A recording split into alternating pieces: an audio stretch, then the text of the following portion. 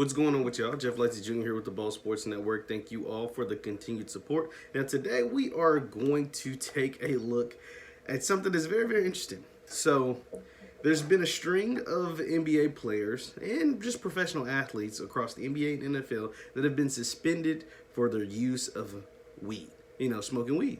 And in the NBA and the NFL, there's still a ban on weed. And Kevin Durant recently came out and said that, man, these rules are outdated. Like, weed should not get you suspended. Weed should not cost you money. Weed should not prevent you from doing the thing that you love, is playing your sport, whether it's in the NBA or NFL. Now, really interesting. Weed is only banned in the NBA, in the NFL, as the major American sports. Weed was lifted off the banned substance list in Major League Baseball. It was never on the banned substance list in the National Hockey League. But in basketball and football, there is a ban. And those two sports are primarily made of African Americans. But that's neither here nor there. That's beside the point, right? Of course, no. So anyway, let's keep going. So I got it to thinking. I was like, man, I've never really asked this question. Why is weed, why was that a bad thing? Why was it ever banned in America, right? Let's remember that over 30 states in America now have lifted the ban of weed, right? Whether it's for medical or recreational use, you can smoke weed in 33 states in America and Washington, D.C. That's there. But let's dive into why were you taught growing up that weed was a bad thing, right? Now kids growing up now may not be taught that anymore, or it's obviously changing because, like I said, in over half the country, you can smoke it regularly or for medical use. But growing up, I was born in '95. Weed was always looked at as the big, scary, bad drug, right? Oh my goodness, weed. So I did some research. And the History Channel, history.com, you said that's a pretty credible source. Let's look into their definition on why weed was banned, or why was it, always considered or recently, more so recently considered a bad drug. So basically, people have known the benefits. People, as in scientists, as in smart people across the world, and especially here in America, have known that marijuana or weed, let's call it cannabis, because that's the technical term. But we'll get to why marijuana was ever even used. So we have known that cannabis could help cure or alleviate some of major symptoms of health. We knew that it could be used for health benefits since the 1830s. Listen to that.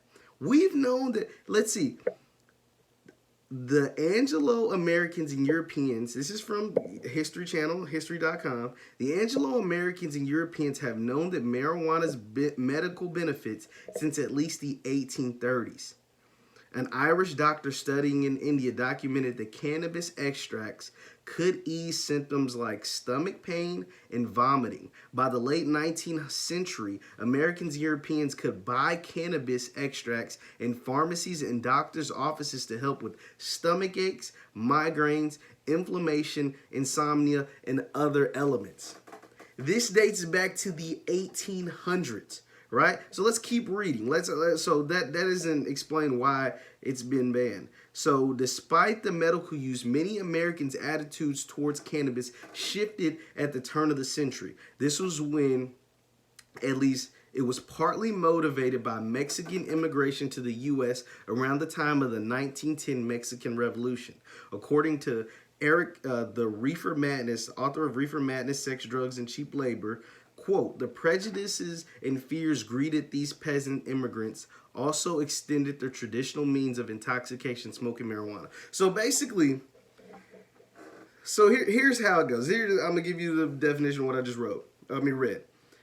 Politicians in America put out this propaganda that weed was bad because it was coming from the Mexicans. This propaganda was so strong that they started to refer to cannabis, because this is what it was called at first, cannabis extracts, cannabis, to marijuana because it sounded more Mexican, right? They said the Mexicans were bad, the colored brown people were bad, and they're bringing this killer weed or marijuana into our country and sabotaging it, right? Let's keep going. The prejudices and fears greeted these peasant immigrants into extended their traditional means of intoxication. Okay, so we read that. A police officer in Texas, listen to this. This is where it gets funny. A police officer in Texas claimed that marijuana incited violent crimes, aroused a lust for blood, and gave its users, quote, superhuman strength. Rumors spread that Mexicans were distributing this killer weed to unsuspecting American school children. So cannabis is banned. So basically after this, after all these rumors spread, it was just pretty much signing the law as banned across the country. And then people smartened up and realized, okay, this is stupid. We knew, history shows us that this plant helps alleviate several symptoms. And it's even been discovered medically that it helps even more than what I just read, right? That's just what they knew in the 1830s, right? Now we know we can help cancer patients or people that's dealing with severe pain outside of just stomach pain, right?